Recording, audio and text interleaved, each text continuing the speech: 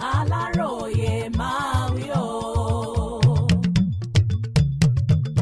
Ẹ̀wọ̀n ọdún méje ni wọ́n ju Adeagbo sí l'Amẹ́ríkà. Odidi ọdún méje ni ọ̀gbẹ́ni Olúdáyọ̀ Adeagbo ẹni ọdún 45 tó jẹ́ ọmọ Nàìjíríà yóò lò lọ́gbà ẹ̀wọ̀n Amẹ́ríkà tí adájọ́ ilé-ẹjọ́ gíga kan nílùú Texas lórílẹ̀‐èdè Amẹ́ríkà jù sí fún ẹ̀sùn ìwà jìbìtì.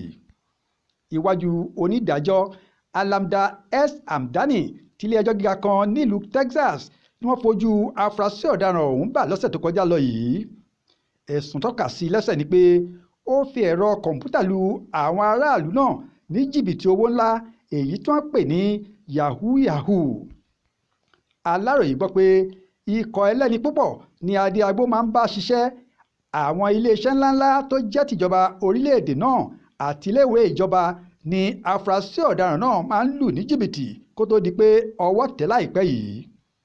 Orílẹ̀-èdè Gẹ̀ẹ́sì ló sá lọ lásìkò tí wọ́n ń wá, ṣùgbọ́n àwọn ọlọ́pàá ọ̀tẹlẹ̀múyẹ́ ilẹ̀ Amẹ́ríkà tó lọ fọwọ́ òfin mú wá sílùú Texas lórílẹ̀-èdè Amẹ́ríkà láti wá jẹ́jọ́ rẹ̀ lóṣù kẹjọ ọdún 2022.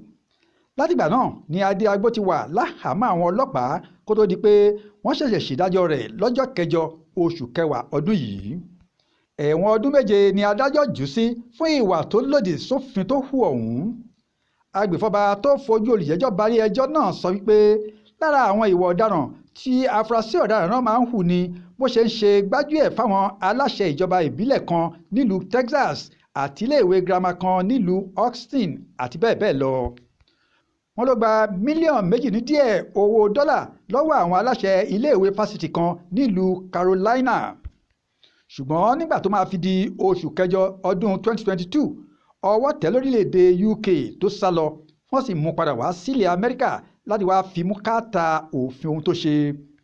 Lójú ẹsẹ̀ tí wọ́n ti ka àwọn ẹ̀sùn rẹ̀ sí létí ló ti gbà pé òun jẹ̀bi gbogbo ẹ̀. Adájọ́ ní níwọ̀n ìgbà tó ti gbà pé òun jẹ̀bi kó lọ ṣẹ̀wọ̀n ọdún méje gbáko. Adéwálé Adéoyè ló ṣàkójọpọ̀ ìròyìn fún iléeṣẹ́ Aláròyé online television.